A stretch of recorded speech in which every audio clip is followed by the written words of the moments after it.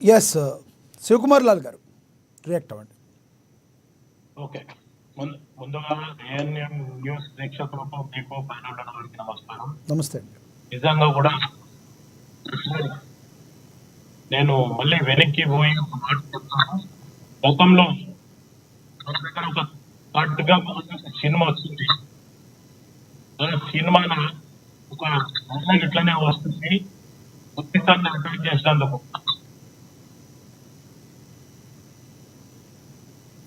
శివకుమార్ లాల్ గారు కొంచెం గట్టిగా మాట్లాడండి, మీ దగ్గర ఏదో టెక్నికల్ ఇష్యూ ఉన్నట్టుంది మీ దగ్గర. ఎస్, మళ్ళీ వస్తా మీ దగ్గరికి. మనతోటి జనసేన నేత లక్ష్మీకాంత్ గారు ఉన్నారు. నాకు పర్మిషన్ ఇస్తలేరు అని మిలిటరీ వాళ్ళు కంటిన్యూ. ఈ రోజు నేను కూడా వీటికే జవాబ్ పత్తర్ సే దేనా భారతదేశ్ సే ఇప్పుడు ఎవరు ఫెరోజ్ఖాన్ మాట్లాడేది కూడా చాలా ఉద్రేకంగా మాట్లాడాడు. నిన్న రేవంత్ రెడ్డి గారు కూడా చాలా ఉద్రేకంగా మాట్లాడారు. నెక్లెస్ రోడ్ లో నేను భారతదేశంలో ఉన్న పార్టీలన్నీ కూడా ఇంకా దాటి మీదకి వచ్చి ఖచ్చితంగా ఏదైతే పక్క దేశం మన మీద ఏదైతే పాకిస్తాన్ వాళ్ళ గూఢాచార్యం కానీ వాళ్ళు ఎవరైనా ఉన్నటువంటి మటుకు వాళ్ళని ఎవరిని కూడా మనం వదిలేది లేదు. ఆర్ ఇంకోటి, ఇప్పుడు ఇది రాజకీయం చేసే సమయం కాదు. ఎట్టి పరిస్థితుల నరేంద్ర మోదీ ఒక్కనే హెచ్చరిస్తున్నారు అంటే నరేంద్ర మోడీని అని కాదు, అది భారతదేశం హెచ్చరిస్తున్నారు అన్నట్టు. ఈ రోజు జావ్ తుమారే మోదీకు బోలో జావ్ అంటున్నట్ట.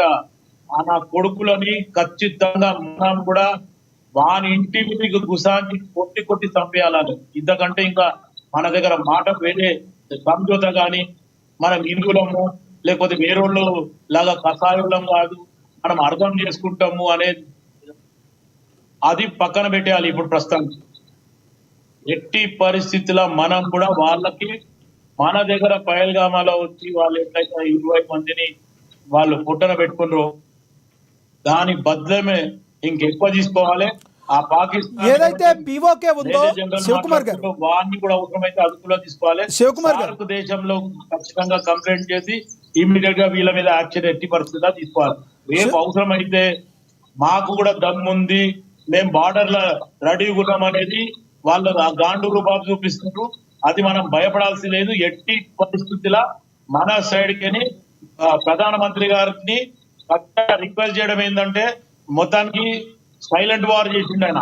ఏదైతే నీళ్లు సింధు దేశంలో ఏదైతే వాటర్ బంద్ చేసిండో వాళ్ళకి తాత్కాలికంగా ఏదైతే బంద్ చేసిండో దానితో మటుకు ఇస్లామాబాద్ లో ఒక పాకిస్తాన్ మన పంజాబ్, ఆ పంజాబ్ నుంచి అక్కడ వరకు నీళ్లు పోకుండా రైట్ 4 గంటలల్లా అంటే రేపటి వరకు ఎవరెవరైతే పాకిస్తాన్ కి వచ్చి వీసా మీద వచ్చి హైదరాబాద్ ఉన్నారో లేకపోతే భారతదేశంలో ఉన్నారో వాళ్ళందరికీ 24 గంటల వాపసు పంపించాలని చెప్పింది. అది ఒక మంచి నిర్ణయము. ఈ నీళ్ళు ఆపడము ఆర్ మనం ఏదైతే మిలిటరీకి కానీ ఆర్మీకి కానీ లేకపోతే ఎయిర్ ఫోర్స్ కానీ లేకపోతే వాటర్ సోర్స్ ఏదైనా సరే అందరినీ అలర్ట్ పెట్టాలా. ఇమ్మీడియట్ గా వాళ్ళని అన్ని రకాలుగా అటాక్ చేయాలి. ఎట్టి పరిస్థితుల్లో వదిలేది లేదు, వెనక్కి తగ్గేది కూడా లేదు. రైట్ శివకుమార్ గారు, మరీ వస్తాం మీ దగ్గరికి. మనతోటి జనసేన నేత లక్ష్మీకాంత్ గారు ఉన్నారు, ఆయనతో మాట్లాడదాం. లక్ష్మీకాంత్ గారు నమస్తే అండి.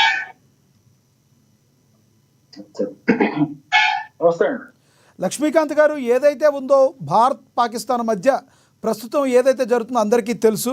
అయితే పాకిస్తాన్ తమ యొక్క వక్ర బుద్ధిని మళ్ళీ చాటుకుంటుంది. ఇండియా మీద ఎవరైతే ఉగ్రదాడులు పెహల్గాంలో సృష్టించిన నరమేధాన్ని మరి పవన్ కళ్యాణ్ గారు కూడా ఖండించడం జరిగింది. ఆయన ఏం మాట్లాడారో విని ఒకసారి మీరు మాట్లాడతారు. కానీ పవన్ కళ్యాణ్ గారు బయట ఒకటి ఉంది, ప్లే అవుతుంది, చూద్దాం. ధర్మాన్ని ఆచరిస్తారని చెప్పి చాలా కోల్డ్ బ్లడెడ్ గా నిర్దాక్షిణ్యంగా చంపేశారు. అది అన్ని నమ్మి కాశ్మీర్లో అన్ని ప్రశాంతత ఉంది కదా కొన్ని సంవత్సరాలుగా, అన్ని బాగుంటాయి చెప్పి వెళ్తే మేము తిరిగి ఇలా ఈ పరిస్థితుల్లోకి వాళ్ళు, నాకు కూడా బాధ ఇంకా గుండెలో ఉనికి మాట్లాడలేకపోతా ఉన్నాను. ఎంత కిరాతకంగా ఎంత దారుణంగా చంపారు వాళ్ళని. ఈ సమయంలో వాళ్ళు అడుగుతూ మేము ఆత్మ